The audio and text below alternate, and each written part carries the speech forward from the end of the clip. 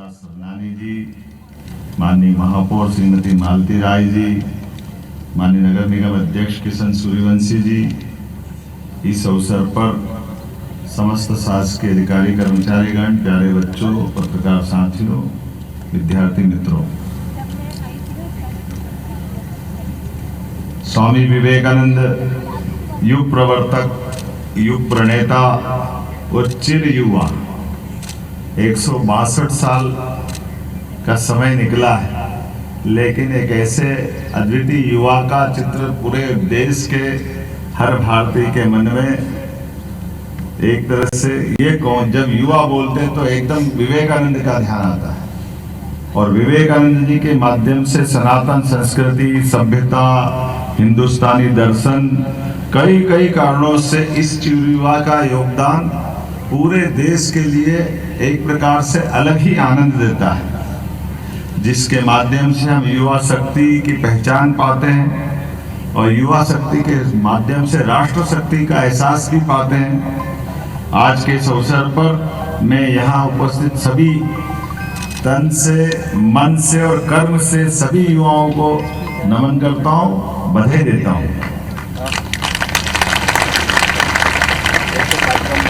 स्वामी विवेकानंद जी ने राष्ट्रभक्ति और युवा शक्ति को सर्वोपरि माना।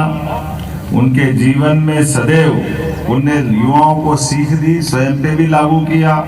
उठो जागो और तब तक मत रुको जब तक कि लक्ष्य प्राप्त न कर लो।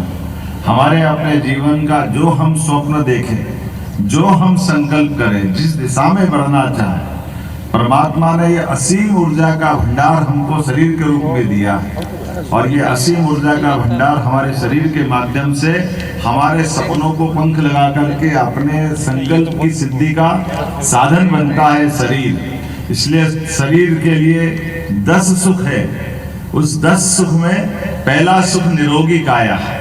ये हमारे शास्त्रविद मार्ग से जाना जाने वाली बात। यद्यपि इस मानव जीवन में अभी तक कोई व्यक्ति 10 सुख नहीं पा पाया है। तो 10 सुख पाने में एक ही व्यक्ति है जिसको हर साल दशहरे पे हम जलाते हैं। उसके बारे में जरूर माना गया कि उसने 10 सुख की प्राप्ति की। ये अलग बात है कि उनके मार्ग में पाने के लिए जो मार्ग उनने चुना वो सही है नहीं है, ये उनके मत से सही था। कई लोगों ने उसके बारे में गलत कहा है, लेकिन ऐसा माना जाता है। हमारे लिए तो आज परमात्मा की दया से स्वामी विवेकानंद की जयंती के अवसर पर हमारे लिए एक अलग प्रकार का दिन है। आज हमने स्वामी विवेकानंद जी को सामने रखते हुए जो पहला सुख निरोगी काया है, उससे जोड़ करके यशस्वी प्रधानमंत्री के नेतृत्व में युवा दिवस पे सूर्य नमस्कार के साथ जोड़ करके हमने अपने आप को सूर्य को जैसे हम स्मरण करते हैं, हमारे लिए परमात्मा की दया से हमारी संस्कृति इतनी उदात्त भी है और वैज्ञानिक भी है। हम सब ये जानते हैं कि दुनिया के लोग प्रकाश संश्लेषण के माध्यम से सूर्य की शक्ति से जीवन के संबंध को जोड़ते हैं, लेकिन हमारे यहाँ तो हर कोई पूजा पाठ विधि विधान बगैर दीप प्रज्वलन के होता ही नहीं है। और दीप अर्थात सूर्य का प्रतीक है। सूर्य से सृष्टि चलती है, सूर्य से ऊर्जा मिलती है, सूर्य के बगैर सृष्टि शून्य है। ये हमारे यहाँ आदिकाल से जाना जाता था। मुझे इस बात की प्रसन्नता है, सूर्य नमस्कार के माध्यम से भी 12 अलग अलग प्रकार के एक आसन कोई भी व्यक्ति किसी उम्र का भी सारे आसन करने की क्षमता रखता है। वो आसन समूचा रूप से समुच्चय नाते से सूर्य नमस्कार के माध्यम से हम जानते हैं। और जैसे हम सूर्य नमस्कार की बात करते हैं तो हमको ये ध्यान में आता है, यशस्वी प्रधानमंत्री के माध्यम से 2015 में अंतर्राष्ट्रीय स्तर पर, 2014 में यशस्वी प्रधानमंत्री ने शपथ ली। माननीय मोदी जी को धन्यवाद है, जिनके माध्यम से योग दिवस के माध्यम से दुनिया के 200 से ज्यादा देशों ने 21 जून हमारे लिए योग दिवस के नाते से जाना है। और 21 जून योग दिवस एक और कारण से महत्व रखता है। 21 जून ही वो दिन है जब सूर्यनारायण देवता हमारे उत्तरायण से दक्षिणायन की ओर जाते हैं, अर्थात तिल तिल करके रात बड़ी होती है और दिन छोटा होता है। और अब हमको और आनंद आया, बीते वर्ष उन्होंने एक और उपलब्धि हासिल की। अब हमारे लिए 21 दिसंबर ध्यान दिवस के नाते से दुनिया में उन्होंने फिर स्थापित किया है। और सच्चे अर्थों में ऐसा माना तो जाता है कि आज मकर संक्रांति है, लेकिन खगोलीय ज्ञान की दृष्टि से 21 दिसंबर हमारे पास वो दिन आता है आज के समय में आधुनिक दृष्टि से, जब तिल तिल करके दिन बढ़ेगा और रात छोटी होने लगेगी। अर्थात ये अलग प्रकार का हमारा अनुभव है। 21 जून और 21 दिसंबर ये हमारे प्रधानमंत्री जी ने दुनिया को अभी यहीं तक बताने का प्रयास किया है कि ध्यान और योग से भी समाधान होता है, जीवन धन्य होता है। और हमारे लिए तो और आनंद की बात जब यशस्वी प्रधानमंत्री ने हमारे इस देश में कुल 4 ही जातियों की कल्पना की है।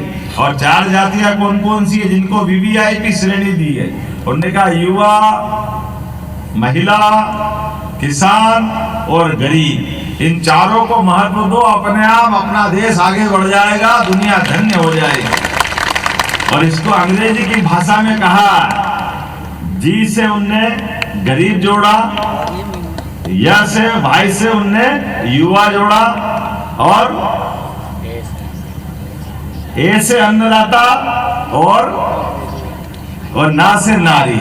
ये हमारी अपनी भाषाओं के माध्यम से ज्ञान अर्थात ध्यान से ध्यान की यात्रा, ये समूची रूप से राष्ट्र शक्ति के माध्यम से युवा शक्ति को जोड़ने के लिए मुझे इस बात की प्रसन्नता है। हमारी सरकार ने भी आज से ही युवा शक्ति मिशन के लिए उस ज्ञान के अवधारणा को आधार पे आगे बढ़ते हुए आज से राष्ट्र शक्ति मिशन का आगाज किया है। और आगाज करने के पीछे भाव ये है कि युवा अगर सामर्थ्यशाली होगा, युवा अगर क्षमतावान होगा, युवा सुशिक्षित होगा, तो निश्चित रूप से फिर और कुछ बात की आवश्यकता नहीं पड़ेगी। निश्चित रूप से स्वामी विवेकानंद की वो भविष्यवाणी जो उन्हें 125 साल पहले की थी कि 21वीं शताब्दी भारत की होगी, मुझे गर्व है इस बात का। यशस्वी प्रधानमंत्री के नेतृत्व में भारत जिस प्रकार से आगे बढ़ रहा है, अपनी आंखों के सामने 21 शताब्दी भारत की होगी, ये हम अपनी आंखों से देखेंगे। मेरी अपनी ओर से एक बार फिर इस पूरे आयोजन के लिए स्कूल शिक्षा विभाग के सभी अधिकारियों को बधाई, शिक्षा मंत्री को बधाई, पूरे प्रदेशवासियों को बधाई। बहुत बहुत धन्यवाद। भारत माता की जय। बहुत बहुत धन्यवाद माननीय मुख्यमंत्री जी आपका। और जैसा कि हम सब जानते हैं कि रेडियो पर प्राप्त निर्देशों के अनुसार सामूहिक सूर्य नमस्कार और प्राणायाम का कार्यक्रम चल रहा है। माननीय मुख्यमंत्री जी एवं सभी अतिथिगणों से हमारा आग्रह है वो मंच के समक्ष दीर्घा पर कृपया पधारने का कष्ट करें सूर्य नमस्कार और प्राणायाम के लिए।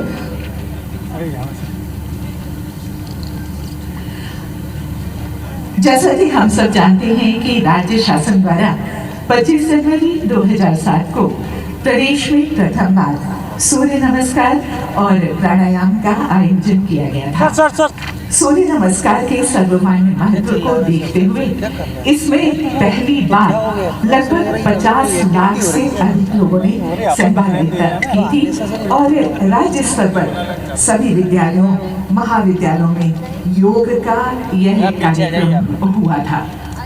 सूर्य नमस्कार एवं प्राणायाम का मुख्य उद्देश्य सूर्य नमस्कार की प्राचीन परंपरा के माध्यम से जन सामान्य को शारीरिक और मानसिक स्वास्थ्य के प्रति जागरूक करना है।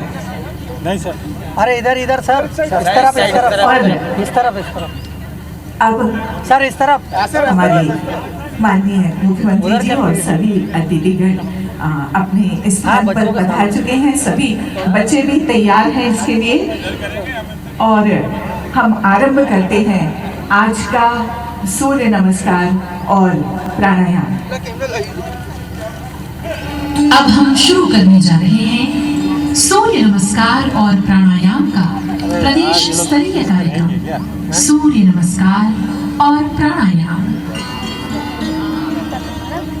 आज हम सूर्य नमस्कार के 3 चक्र तथा प्राणायाम के 3 प्रकार का अभ्यास करेंगे। अपने स्थान पर स्थिर संतुलित खड़े हो, दोनों पांव साथ में जोड़ ले, धीरे से आंखों को बंद कर ले, मन ही मन उगते हुए सूर्य का ध्यान करें। सूर्य की लालिमा पूरे व्यक्तित्व को प्लावित कर रही है, ऐसा अनुभव करें। एक बार धीरे से श्वास को भरे और पूरी तरह छोड़ दे। सूर्य नमस्कार के प्रथम चक्र को प्रारंभ करते हैं। क्रमांक के साथ स्थिति करेंगे। प्रार्थना की मुद्रा, दोनों हाथों को जोड़ ले सीने के बीच में सूर्य चक्र पर। हस्त उत्तानासन, हाथों को धीरे धीरे ऊपर उठाइए, पूरी तरह से पीछे की ओर झुकिए। दोस्त भैया, अरे हेलो, अरे भैया हटो यार, अरे भैया आपके सामने। धीरे धीरे श्वास छोड़ते हुए पादहस्तासन की स्थिति में धीरे धीरे आगे झुकिए। हथेलियों को अपने पैरों के पंजों के अगल बगल में जमीन पर टिकाए। सिर को घुटने पे लगाने का प्रयत्न करें, जितना पास ले जा सकते हैं। श्वास को भरते हुए 4 अश्व संचालनासन। बाएं पैर को जितना पीछे ले जा सकते पीछे ले जाए। दायां पैर दोनों हाथों के बीच में, बाएं पैर का घुटना जमीन पर टिका हुआ। 5, दाहिने पैर को भी पीछे ले जाए, पर्वतासन की स्थिति। कमर पूरी तरह से ऊपर उठी हुई है, एड़ियों को जमीन पर लगाने का प्रयत्न। नाभि की ओर दृष्टि। 6 अष्टांग नमस्कार। हाथों और पैरों के पंजे जमीन पर लगे हुए, घुटने, छाती और ठुड्डी। 8 अंग, 2 पैर, 2 घुटने, 2 हाथ, छाती और ठुड्डी। अष्टांग नमस्कार। 7 आगे की ओर श्वास भरते हुए भुजंगासन की स्थिति में पूरे शरीर को ऊपर की ओर खींचिए। 8 पुनः पर्वतासन। मुंह को ऊपर की ओर उठाइए, एड़ियों को जमीन पर लगाने का प्रयास, नाभि की ओर ध्यान। 9 अश्व संचालनासन की स्थिति पुनः। अपने बाएं पैर को अब हमने आगे लिया है। 10 दाहिने पैर को भी आगे लीजिए, पादहस्तासन। सिर को घुटने की ओर ले जाने का प्रयास। 11 हस्त उत्तानासन। 12 प्रार्थना की मुद्रा। 1 चक्र समाप्त हुआ। हाथों को नीचे ढीला छोड़ दीजिए, कंधों को ढीला छोड़ दीजिए। अंदर आए परिवर्तन की ओर ध्यान दीजिए।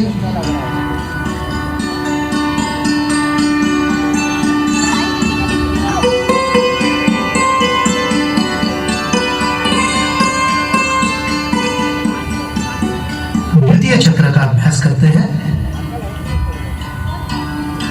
ये नमस्कार मुद्रा, श्वास सामान्य, एकाग्रता का अनुभव, विनम्रता और धैर्य का विकास होता है इस आसन से। 2 हस्त उत्तानासन। हाथों को फैलाइए, ऊपर की ओर उठाइए, फिर पीछे झुकिए। संतुलन को बनाए रखिए, आकाश की ओर देखिए। श्वास भरते हुए ये प्रक्रिया होती है। पेट के अंदर के अवयवों का व्यायाम होता है, पाचन क्रिया में लाभदायक, लंबाई बढ़ाने में भी। 3 धीरे धीरे आगे झुकिए, श्वास को छोड़ते हुए पादहस्तासन की स्थिति में। हथेलियों को पैरों के पंजों के पास धरते, सिर को घुटने की ओर ले चले। रीढ़ को लचीला बनाता है। आगे की ओर झुकने के कारण सिर में रक्त का प्रवाह बढ़ता है, आंखों की रोशनी को बढ़ाने में प्रयोग होता है। 4 अश्व संचालनासन। बाएं पैर को अधिकतम पीछे की ओर ले जाए, दाहिने पांव दोनों हाथों के बीच में। श्वास भरते हुए इसे करना है। आमाशय के ऊपर जो दबाव पड़ रहा है उसे अनुभव कीजिए। 5 पर्वतासन। दाहिने पैर को भी पीछे ले जाइए, एड़ियों को जमीन पर लगाने का प्रयास, दृष्टि नाभि की ओर। श्वास छोड़नी है पूरी तरह से। 6 अष्टांग नमस्कार। पैरों के पंजों को पीछे फैलाइए, फिर घुटनों को टिकाइए, छाती और फिर उसके बाद ठुड्डी। सर नीचे बैठो। 7 भुजंगासन। शरीर को आगे की ओर खींचे, ऊपर देखिए, पूरी तरह से ऊपर उठाइए। रीढ़ की हड्डी को आराम मिलता है, जंघाओं की शक्ति में वृद्धि होती है। 8 पर्वतासन। श्वास को छोड़ते हुए हाथों और पैरों की मांसपेशियों को और तंत्रिकाओं को व्यायाम मिलता है। 9 अश्व संचालनासन। अब बाएं पैर को आगे ले आए, पूरक स्थिति, दाहिना पैर पीछे खिंचा हुआ, घुटना जमीन पर, दृष्टि आगे की ओर। 10 दाहिने पैर को भी आगे ले आए, पादहस्तासन की स्थिति। 11 हस्तोत्तानासन। हाथ ऊपर उठाइए। आत्मविश्वास की वृद्धि रीढ़ को पीछे झुकाने के कारण। 12 प्रार्थना की मुद्रा। द्वितीय चक्र समाप्त हुआ, हाथों को नीचे छोड़ दे, आराम की स्थिति, सहज खड़े रहे।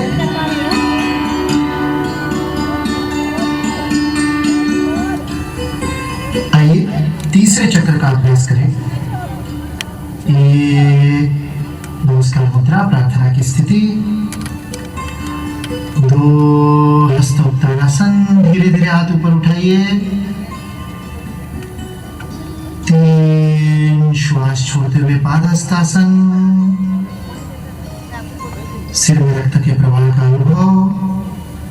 4 अश्व संचालनासन। बायां पैर पीछे, पैर को पीछे गिराने के बाद पंजे को जमीन पर लगाइए, एड़ी ऊपर उठी हुई, घुटना टिका हुआ। 5 दाहिना पैर भी पीछे, पर्वतासन की स्थिति। 6 अष्टांग नमस्कार। 8 अंग जमीन पर टिके हुए, पैरों के पंजे, घुटने, हथेलियां, छाती और ठुड्डी। 7 भुजंगासन। आगे की ओर भुजंग के समान शरीर को ऊपर उठाइए। 8 पर्वतासन। पंजों को जमीन पर लगाइए, फिर एड़ियों को ऊपर उठाइए, नितंबों को, दृष्टि नाभि की ओर। 9 बाएं पैर को आगे लाते हुए अश्व संचालनासन। 4 में हमने बाएं पैर को पीछे लिया था, 9 में बाएं पैर को आगे लिया, पूरक आसन हो गया। 10 पादहस्तासन। दाहिना पैर भी आगे। 11 श्वास को भरते हुए हस्तोत्तानासन। पूरा हाथ ऊपर ले जाइए, पीछे झुकिए। 12 नमस्कार मुद्रा। धीरे से हाथ को नीचे छोड़िए। सूर्य नमस्कार का अभ्यास हमने किया। आंखों को बंद रखिए, अंदर आए परिवर्तन को अनुभव कीजिए। अत्यंत धीमी गति से आंखों को बंद रखते हुए स्लो मोशन के समान धीरे धीरे नीचे बैठिए।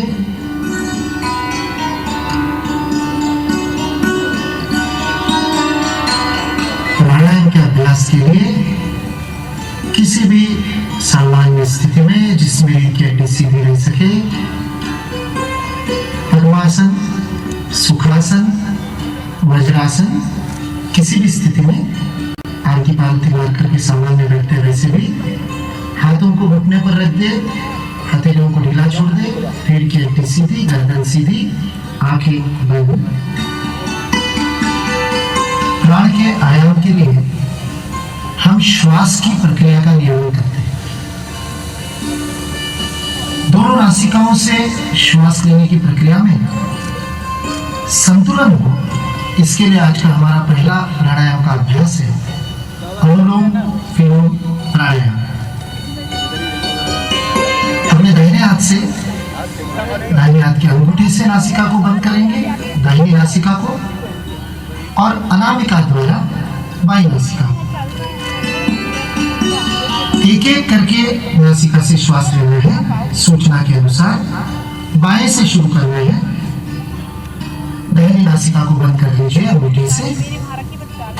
बाईं नासिका से पूरा श्वास भरिए,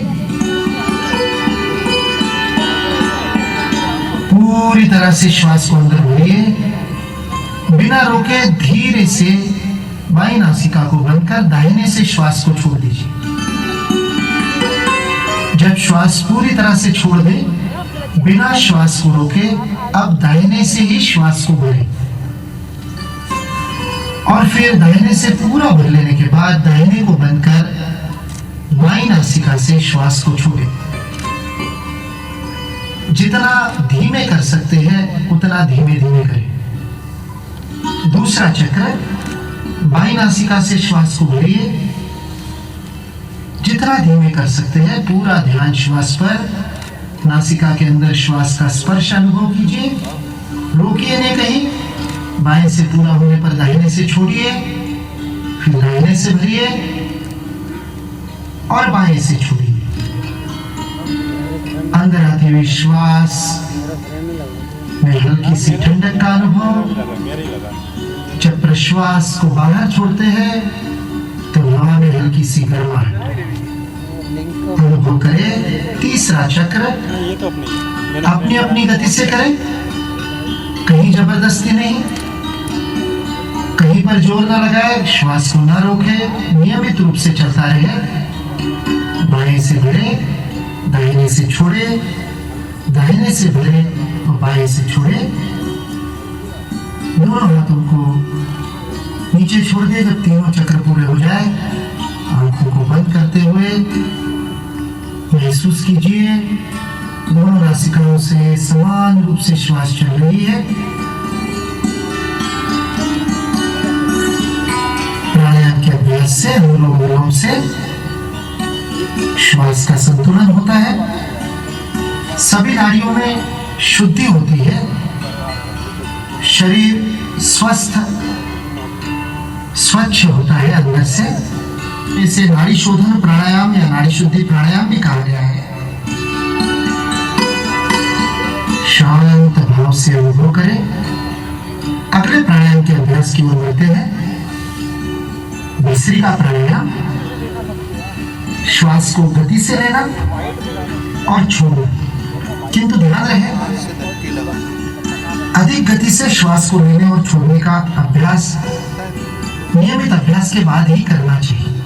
इसलिए शुरुआत में हम मंद गति से, फिर मध्यम गति से, फिर तीव्र गति से करेंगे। गति से श्वास को लेंगे और छोड़ेंगे। भस्त्रिका प्राणायाम शुरू कीजिए।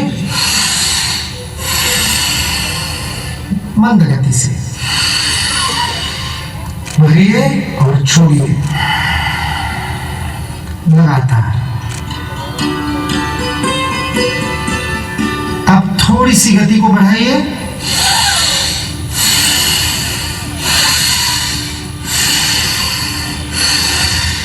लीजिए, छोड़िए, लीजिए, छोड़िए। अब और तीव्र गति से लीजिए, छोड़िए।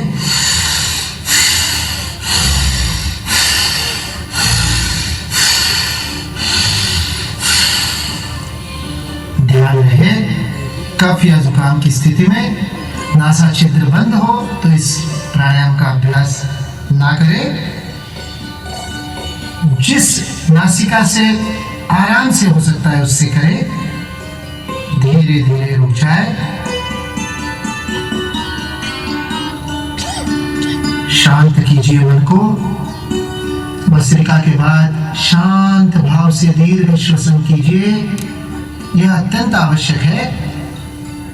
यदि भस्त्रिका के बाद तुरंत हंसेंगे, बातचीत करेंगे आपस में तो उससे नुकसान होगा, क्योंकि यह मस्तिष्क की कोशिकाओं को उत्तेजित किया है। शांत कीजिए।